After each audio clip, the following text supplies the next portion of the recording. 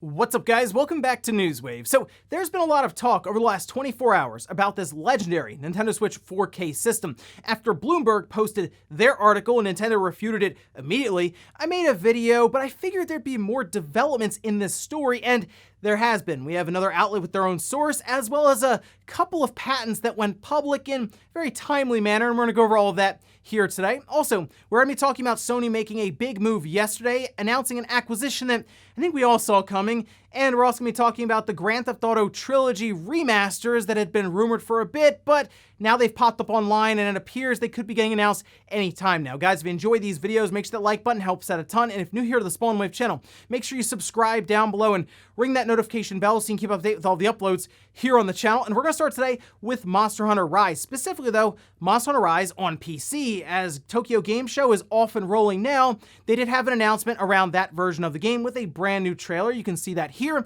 And they even let it off with the Steam logo. I'm almost wondering if that has to do anything with some of these PC trailers having Epic Game Store logos in front of them, but either way, Monster Hunter Rise will be releasing on PC January 12th, 2022, and there will even be a demo here in a couple of weeks on October 13th. They went over a couple of the features for PC, which includes 4K, high-res textures, uncapped frame rates, and even 21:9 ultra-wide support. So that's pretty exciting, and it's always fun when you hear that you'll be able to try the game out pretty soon, just in a couple of weeks on October 13th with that demo on Steam. So make sure you check that out. I'm curious if they'll have any kind of cross-save support with the Switch. We've seen that with other titles on PC like Hades or Witcher 3, where you can move your save back and forth, enjoy the portability with the Switch, or if you want to move it over to PC, use that ultra-wide support, higher frame rates, 4K, and all of that. Either way, though, look forward to Monster Hunter Rise releasing in January ahead of that big expansion next summer. Also, we did have some Game Pass announcement at Tokyo Game Show,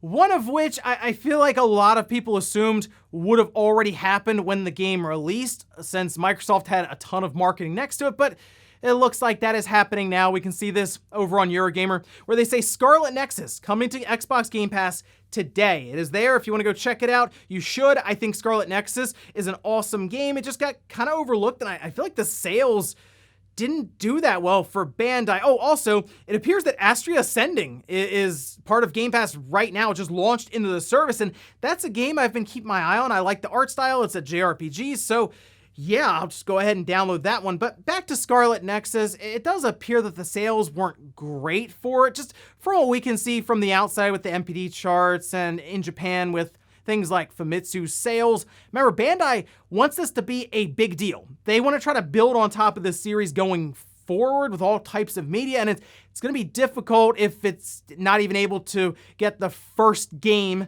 out there to a bunch of people. So, hey, you got what you could at the initial launch. Now you go to Microsoft, you put it into Game Pass, get more people involved, downloading it and checking the game out, and you get that check from Microsoft. So I feel like this is like the best thing Bandai can do right now, and we'll see if more people give it a shot now that it's part of Game Pass. I think you should, though, because like I said, I enjoy it quite a bit, and it's very low risk. You just go in and hit download, so give it a shot. Oh, and we did get the official date for the Game Awards, that being later on this year. We can see this over on Twitter from Jeff Keighley, where he says, save the date, Thursday, December 9th, the Game Awards, live in person from Microsoft Theater, Los Angeles, and streaming live everywhere. I know a lot of people tune into this for the Game Awards themselves, and yeah, that's probably the big reason I'll tune in, because, I mean, we even saw Microsoft reveal their brand new console, the Xbox Series X, at one of these shows.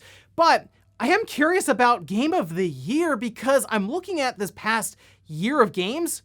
There's not like a big God of War or Red Dead Redemption 2 or Breath of the Wild or like Ghost of Tsushima or Last of Us, something that stands out there like, well, yeah, that's probably gonna win Game of the Year. So I'm kind of like, wow, now I'm wondering who is going to be nominated in the first place and who's going to win this thing. The big controversy to look for is if Cyberpunk 2077 finds its way into the nomination for Game of the Year and what gets left out. But we'll see as we head towards that December 9th date, as nominees generally get revealed well before that. And guys, with some of the quick news out of the way, let's get into the bigger stuff. Let's start it right away with Sony and their latest studio acquisition. It's one we all saw coming, mostly because Sony leaked it a while ago when they announced the acquisition of Housemarque. Remember, they made that nice little little card that had the PlayStation Studios logo next to Housemarque, and nice little background. Someone spent some time in Photoshop to put that together.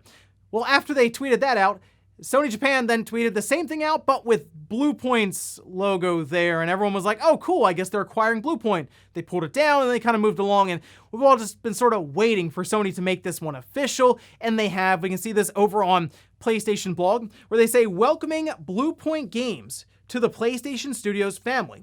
This from Herman Holst, who's head of PlayStation Studios, saying, today I'm very excited to announce that PlayStation Studios has grown again with the addition of longtime partner Bluepoint Games. From the exceptional PS5 remake of Demon's Souls to the critically acclaimed PS4 remake of Shadow of the Colossus and remasters of fan favorites like Uncharted, the Nathan Drake Collection, Bluepoint has built a name for itself by creating some of the highest quality remasters and remakes in the industry. And now everyone's wondering, okay, what's Bluepoint gonna do next? They're now part of PlayStation Studios, and I feel like a lot of us are thinking, okay, they're gonna do something like a remake or a remaster. Well, not quite. According to Marco Thrush, with an interview with IGN, they're looking to do something a bit more original. They say, our next project, we're working on original content right now. We can't talk about what that is, but that's the next step in the evolution for us. They also talked a bit about how they've built their studio up as they've gone along, peaking at about 90 employees there when working on Demon's Souls. So Demon's Souls, at least, appears to have sold about 1.4 million copies, which I think is pretty good. It was a PlayStation 5 exclusive when it launched with the PS5, and it's not necessarily a game that's going to appeal to a wide audience. Not like Spider-Man. That was cross-gen, but it's Spider-Man. Demon's Souls is a game that some people just find flat out intimidating, and they might pass on it and look for something else on their new PS5. And while I would like to see Bluepoint do something like Metal Gear Solid, as that's been a rumored remake or remaster for a while now, and I feel like Bluepoint would be up to the task to do that after the job they did with Demon's Souls, which was phenomenal. Because remember, people are like, oh, it's just a remake, or, I mean, you have to make sure the thing is as true to the original as possible, especially with something like a Souls game where, yeah, that fan base will get after you if you don't do it right, and looks like they did with Demon's Souls. But now having Bluepoint become part of PlayStation Studios, having a bit more freedom financially, of course, and yeah, even creatively, I am curious what they could come up with for their own original game, a new IP even, and see what that talent could then create from there.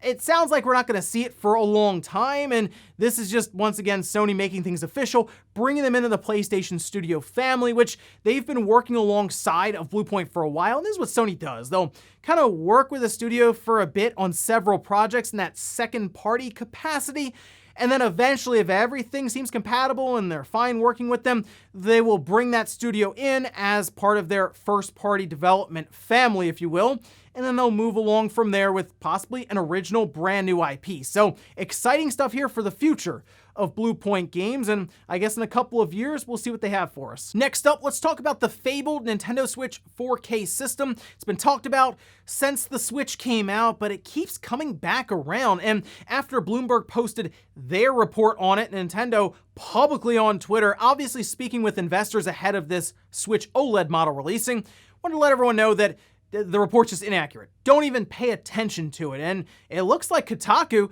actually went out and asked the one studio that was named by Bloomberg, which is still weird to me that they named Zynga as one of the studios that let them know that they have a 4K dev kit. Well, here's Kotaku following up with Zynga. We can see it says, Zynga has denied the report. To clarify, Zynga does not have a 4K developer kit from Nintendo. A spokesperson for the company told Kotaku in an email, as a Switch developer for the upcoming Star Wars Hunters game that Zynga announced on a recent Nintendo Direct, we can confirm that none of the developer kits Zynga has or is in receipt of are 4K developer kits. Now, I also want to point over here on Twitter to Michael Sayers, who is very familiar with the Nintendo Switch firmware and all this, says, for what it's worth, there is literally zero evidence in firmware/code that Nintendo is working on any other new hardware at the moment. Zero indication of unknown dev kits and no firmware support. For the lighter Hoj and OLED Aula, we had about 1.5 years of advanced signs in firmware. Now, I do believe there could be more follow-ups to the story, more developments, as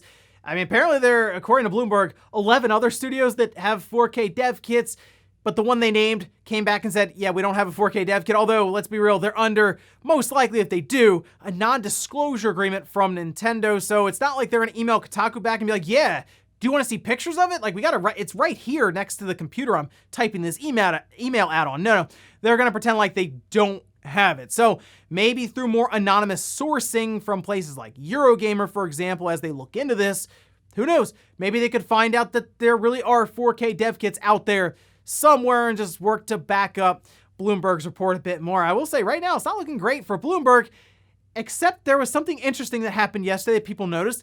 There's a couple of patents did become public from Nintendo. We can see this here, for example. This says systems and methods for machine learned image conversion. Another one right next to it that went public says systems and methods for machine learned image conversion. Now, these patents appear to describe different forms of AI upscaling from images like 540p up to 4K, up to 8K even, with the assignee indeed being Nintendo. And this was filed back in early 2020, March 25th, and just went public yesterday as all of this stuff was going down around the idea of a 4K Switch. In fact, what's really fascinating about this is in some of these patents that they have here, if you go through, you can see that they even reference things like NVIDIA's Tensor cores that are used in some of their newer video cards. Now, as I do with a lot of these patents, I do want to reiterate, these are just patents and they don't even appear to have been granted to Nintendo. I kind of think they were working on different ways to do AI upscaling, maybe alongside of NVIDIA even, and they kind of just moved on from them. Who knows? Maybe they figured something out that's a bit better. Maybe they hired on and went in a different direction for upscaling techniques. Hard to say here, but certainly they were working on it back at the beginning of 2020 if they were filing different patents that are very in-depth with how they would go about this, different methods. So I've said this before, these companies are always working in R&D. Like Nintendo was working on the Switch years before it came out. I mean, seriously, they were working on it all throughout that Wii generation pretty much. And we've talked about it before.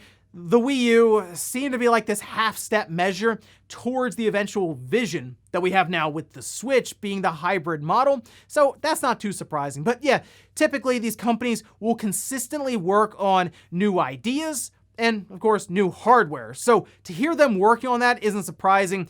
I do believe that yes, Nintendo is probably working on a next-gen Switch now, and yeah, it probably will have something to do with upscaling to 4K, maybe even 8K, who knows? I mean, they could just be covering all their bases with different resolutions and moving an image like 1080p up to 4K, but I wouldn't be shocked if in a year and a half, as we go into 2023, we do hear rumblings that Nintendo is working on a more powerful Switch that could eventually take us into the next generation. It's very possible that this whole time, Mochizuki has been hearing about the next generation Switch, and it's just been kind of dubbed the Switch Pro by everyone who's been talking about it. But for now, the Nintendo Switch coming out is the OLED model. Nintendo wants to make that very clear to everyone, including investors. So I guess as we go into 2022, we'll hear more about all kinds of different rumors with the Nintendo Switch 4K coming out again that holiday. Next up, let's talk about Grand Theft Auto, specifically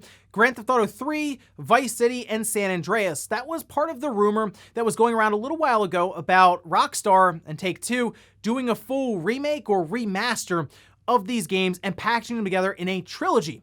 Well, that trilogy has now been rated with the Korean ratings boards. We can see this over on Twitter, this spotted by Nebelian, saying Grand Theft Auto the Trilogy, the definitive edition, has been rated in Korean. We can see it right there, and it looks like Kotaku has followed up with a new update for their story, originally reporting on the idea of this trilogy existing as a remaster, saying as reported back in August, Kotaku was told that plans around these remastered GTA games had shifted and changed quite a lot over the last year. Originally, the plan was to release them in October or early November, but Kotaku has heard from sources that the plan has shifted once again, and now Rockstar plans to release the trilogy in November. So this is obviously exciting stuff, especially if you're a fan of Grand Theft Auto or even those older ones, as some of the rumors were pointing towards them doing a pretty serious like remake or remaster of these titles, moving them even into Unreal Engine.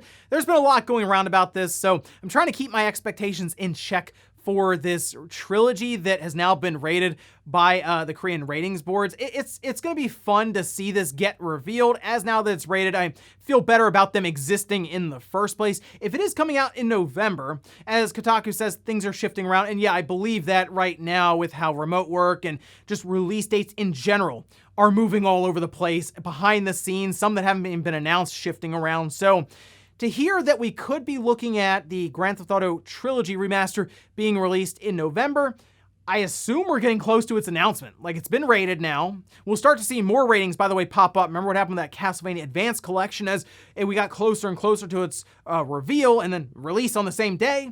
They just started having ratings pop up all over the place. So we'll keep an eye out for like an ESRB rating and like a PEGI rating, and we'll hear more and more, I'm sure, about the systems, as this is still rumored to be coming to the Switch. That'll be a big deal because, well, we know Nintendo and Rockstar haven't exactly lined up in the past, but to see these classic Grand Theft Auto games on a Nintendo platform like the Switch would be, I mean, that'd technically be history being made there. So interesting stuff to keep an eye on as we head into October. I expect an announcement at any time. It could seriously just be something they post on Twitter, post trailer on YouTube, and then we roll towards its eventual November release, as it was talked about these being just all digital releases as like one package. Who knows, maybe we could see a physical release for this someday, but for now, we'll just keep our eyes out for more ratings and an eventual announcement. And in our last bit of news, let's talk about the Famitsu sales charts. Now, these are the sales charts week to week in Japan, giving us an idea as to how new releases do when they hit the market, and we can see this over on Gamatsu. Starting at the top, Lost Judgment. This on the PS4, 111,852. This would be its debut week here. And then right below that, I was a little surprised on this one. Dragon Ball Z Kakarot plus a new Power Awakened set. This launched 42,074 copies. The only reason I say that is because Dragon Ball Z Kakarot's been out for a little while now, but hey, I guess the Switch is very popular in Japan, so this was enough to push it up over 40,000 units in its first week. Then we have Lost Judgment on the PS5 specifically, 33,151 copies. I think that's pretty good overall for Lost Judgment between those two platforms, being over 140,000 copies in its first week. Then we have WarioWare Get It Together, Tales of Arise, which is creeping up on the 200,000 unit mark in Japan alone. Then we have Minecraft, Ring Fit Adventure, Mario Kart 8 Deluxe, Super Smash Bros. Ultimate, and then Momotaro finishing out the top 10. Moving over to the hardware, we have the Switch at the top, 36,294. The PlayStation 5 below that, 22,545. The Switch Lite, 10,000 units there, so that means the Switch combined just over 46,000 units, but the PS5 Digital Edition, 3,936, that putting the PS5 total up over 26,000 units. I feel like the Switch right now is in this weird period where people are kind of just hanging out waiting for that Switch OLED to release, so you'll probably see a pretty large spike here in the next couple of weeks on the Famitsu sales charts when it comes to the Switch itself. PlayStation 4, 1,641. The Xbox Series S, 1,601, and the Series X over 1,000 units. Interesting. That could mean, I guess, the Series S maybe just more readily available, or hey, maybe people are looking more and more towards that Series S and that cheaper price tag. And then somehow people found the new 2DS LL at 588 copies. So overall, pretty good debut for Lost Judgment, over 140,000 units. Even Dragon Ball Z Kakarot launching on the Switch, having over 40,000. And Tales of Arise creeping up on that 200,000 mark in Japan alone and sticking in the top 5 there. Pretty good week, I would say, in games. And I'm very curious what happens in a couple of weeks when we see Metroid Dread hit the scene along with that Switch OLED. So we'll keep an eye on that. And before we go to the comment day, we'll take a little poll that I posted up yesterday, where I asked, are you currently subscribed to Xbox Game Pass? 63% said no, 37% said yes. So Microsoft still has quite a few people to convince to sign up to Game Pass, I would say, and they're trying to do that by just adding more and more stuff to the platform. Things like Scarlett Nexus just being thrown in there is at least a good step, especially as they are looking towards Japan to continue bringing in more and more titles there. But clearly the big thing that's going to drive these Game Pass subscriptions are the big titles. Halo Infinite with the campaign as an example. Forza will get to the point where Starfield will release, Redfall, and then they'll get more and more studios involved from third parties. That's when eventually they'll get to the point where I'm sure they're ready to start bragging about their numbers, because right now they're not exactly transparent necessarily about how many subscribers they have for Game Pass. There was an event with Phil Spencer and Strauss Zelnick very recently where they were on like a conference call looking thing. They were just talking back and forth about different parts of gaming. Strauss Zelnick threw out the number 30 million, and Phil was like, oh, well, the last public one we had was 18 million. So I feel like as they continue adding more and more value to Game Pass and they get closer to something like 50 million, then they'll start talking about numbers when there's more or less stuff to brag about. And we'll finish up with the comment of the day as you're seeing here.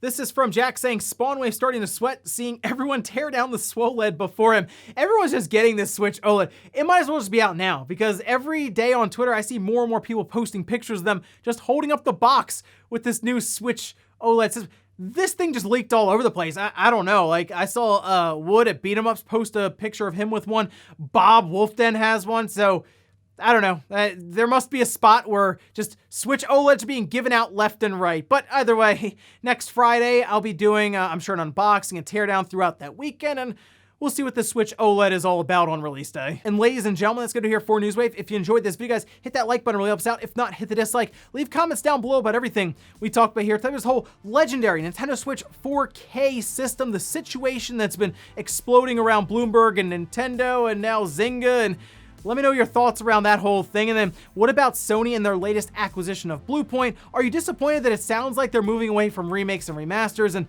looking more towards original work? Thanks guys for watching. Have a great weekend. I'll see you back here Monday morning, 8 a.m. Eastern time for Newswave.